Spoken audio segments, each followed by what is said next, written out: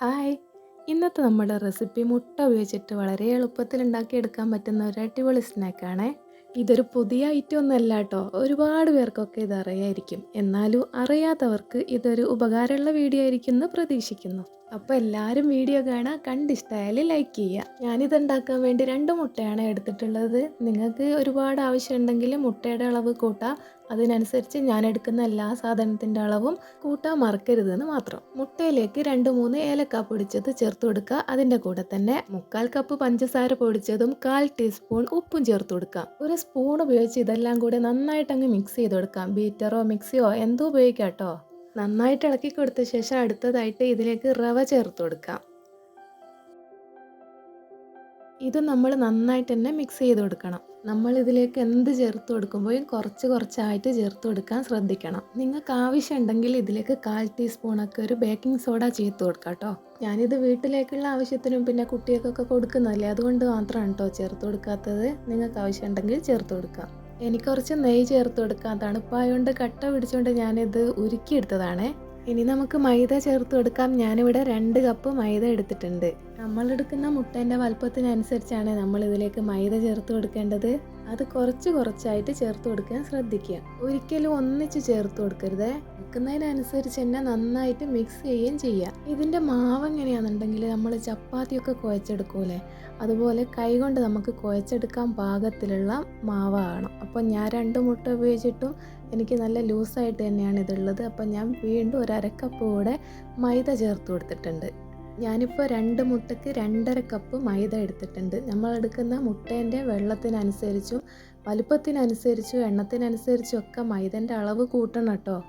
ഇനി നമുക്ക് കൈ ഉപയോഗിച്ച് നന്നായിട്ട് തന്നെ കുഴച്ച് കൊടുക്കാം കേട്ടോ.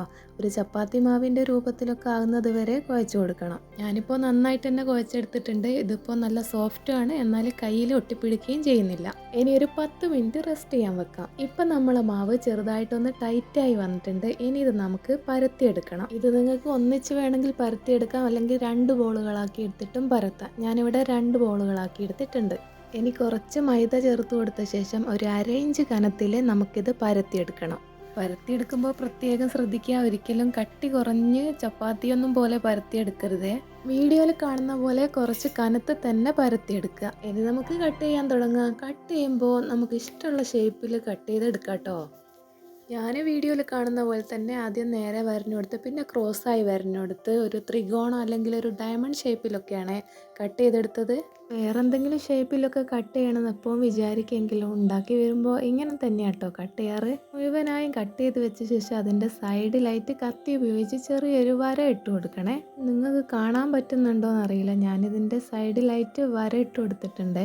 ഞാനിപ്പോൾ ഒരു സൈഡിലാണ് വര ഇട്ട് കൊടുത്തത്. നിങ്ങൾക്ക് വേണമെങ്കിൽ 2 സൈഡിലായിട്ടും വര ഇട്ട് കൊടുക്കാം. ചൂടായ പാത്രത്തിലേക്ക് ഓയിൽ ഒഴിച്ച ശേഷം ഓരോന്നായി ഇട്ട് കൊടുത്ത് നമുക്ക് മുഴുവനായും ഫ്രൈ ചെയ്തെടുക്കാം. ഇങ്ങനെ വര ഇട്ട് കൊടുക്കുന്നുണ്ട് തന്നെ നല്ലൊരു പെർഫെക്റ്റ് ഷേപ്പ് നമുക്ക് കിട്ടും കേട്ടോ. അതുകൊണ്ടാണോ എന്നറിയില്ല, ചിലരൊക്കെ ഇതിനെ വെട്ടുകേക്കി എന്ന് പറയുന്നതും കേട്ടിട്ടുണ്ട്. ഞങ്ങളുടെ നാട്ടിൽ ഇതിനെ കജൂറാന്നും കജൂറപ്പം എന്നൊക്കെയാണ് പറയുക. ഇതിൽ അപ്പക്കാരൊന്നും ചേർത്തിട്ടില്ല, എന്നാലും ഇത് നന്നായിട്ട് തന്നെ പൊങ്ങി വരുന്നുണ്ട് കേട്ടോ.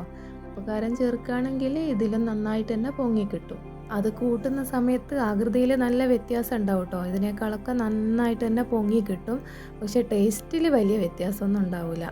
നമ്മളിത് ചെറിയ കഷ്ണങ്ങളാക്കി കട്ട് ചെയ്തുകൊണ്ട് തന്നെ പെട്ടെന്ന് തന്നെ ഉള്ളൊക്കെ നമുക്ക് നന്നായിട്ട് തന്നെ വെന്ത് കിട്ടും കേട്ടോ. അധികം അങ്ങ് ഫ്രൈ ആയി പോകാൻ കാത്തു നിൽക്കരുത്. ചെറിയൊരു ഗോൾഡൻ കളറിലൊക്കെ ആകുന്ന സമയത്ത് തന്നെ ഇത് നമുക്ക് കോരിയെടുക്കാം. നിങ്ങൾ ഈ വീഡിയോ കാണുന്ന അത്രയും സമയം മാത്രം മതി കേട്ടോ. അത്രയും സിമ്പിളായിട്ട് തന്നെ ഇത് ഉണ്ടാക്കിയെടുക്കാം.